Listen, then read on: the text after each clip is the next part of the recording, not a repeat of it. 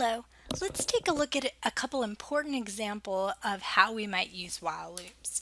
One of the ways you can use while loops is to validate data.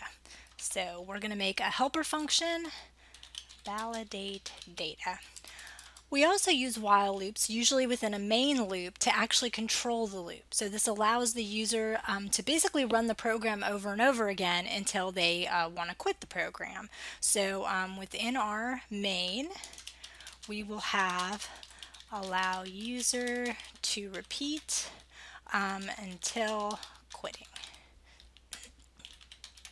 So let's go ahead and put together our stubs, validate data, and let's call this, so let's say in this case, we would like to have a number between 1 and 100. So this would be num between,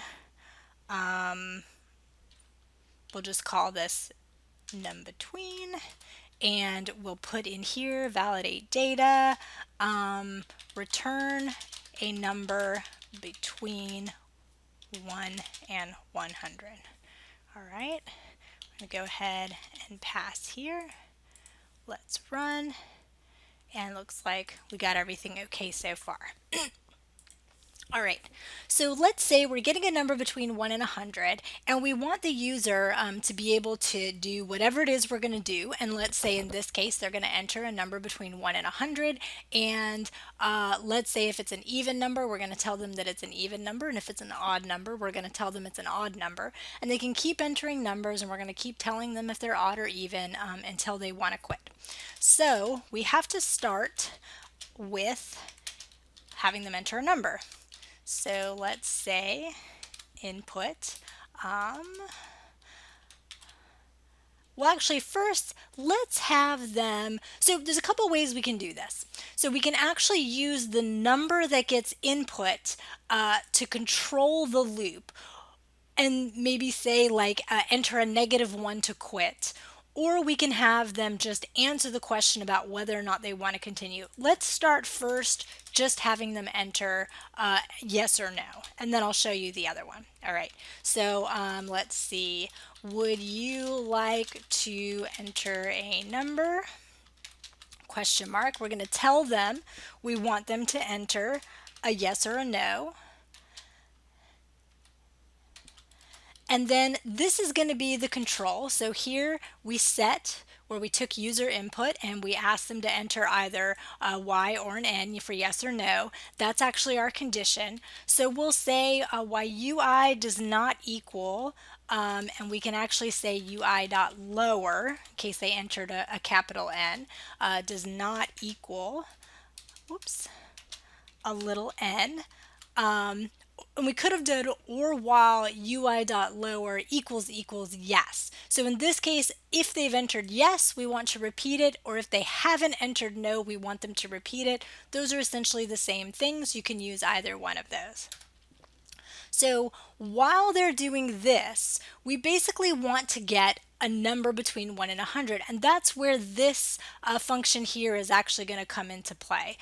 Our num between is going to return a number between 1 and 100 using a while loop to validate.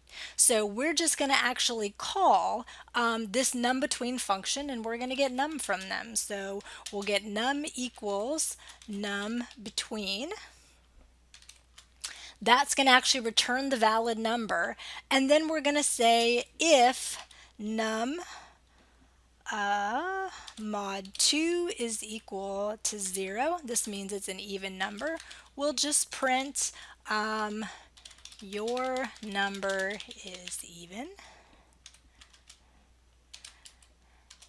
Else, if it's not even, it's going to be odd. Print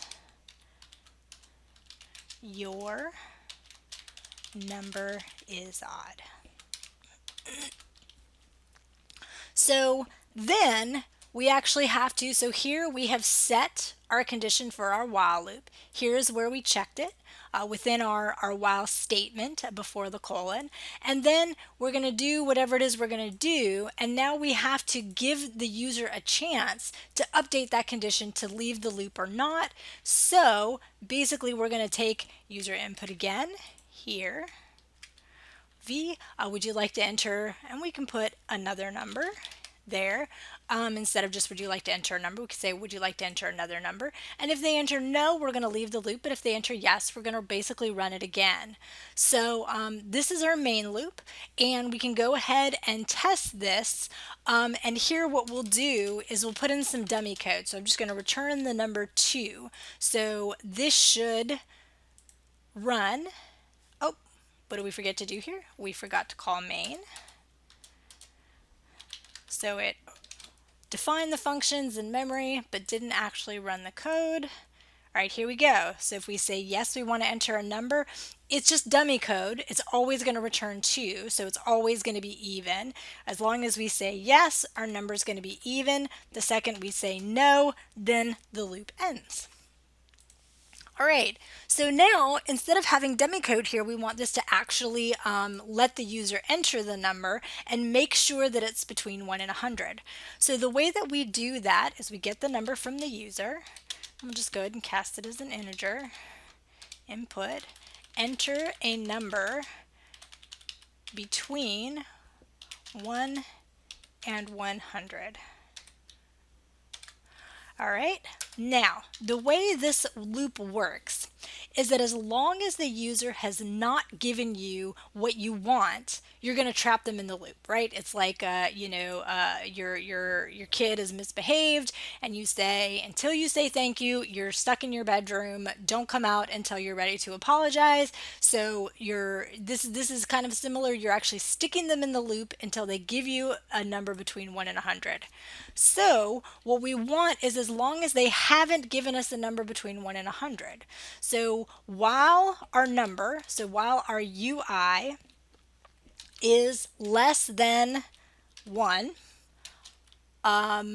let's see here, or if it is greater than 100, so if either of those are true, if UI is less than 1 or UI is greater than 100, we want to get you stuck in this loop, and we're going to make you give us new input to see if now you're going to behave. We're going to give you a chance to apologize, give us what we're looking for, and then you can get out of the loop.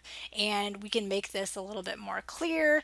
Our prompt, and we can say, number has to be between 1 and 100, right? So we've just let the user know exactly what they've done wrong, why they're stuck in the loop.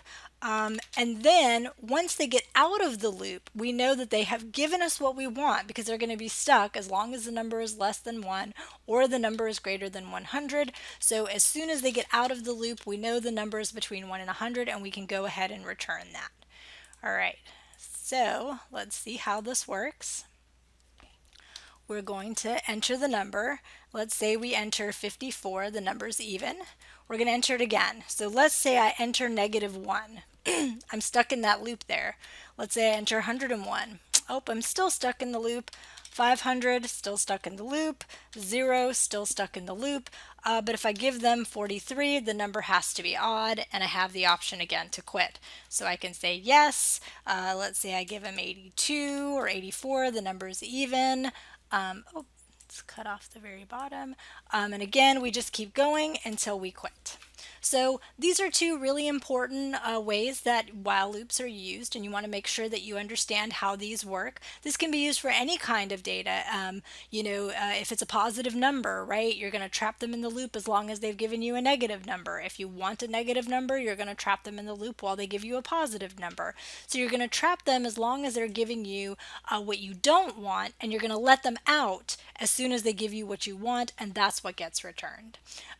With your controlling loop, again, as long as they want to continue, we could have taken the actual input and put it in here, saying enter a number between 1 and 100, enter 99999 to quit, and then we would actually say while UI does not equal 99999, then instead of just calling this, we would actually have to send it the input as a parameter, and we would get rid of this because the set would actually just be the argument, and then we would check that. If it's incorrect, we still still have to get new input and then return the input. So try that as a challenge and see if you can make that work.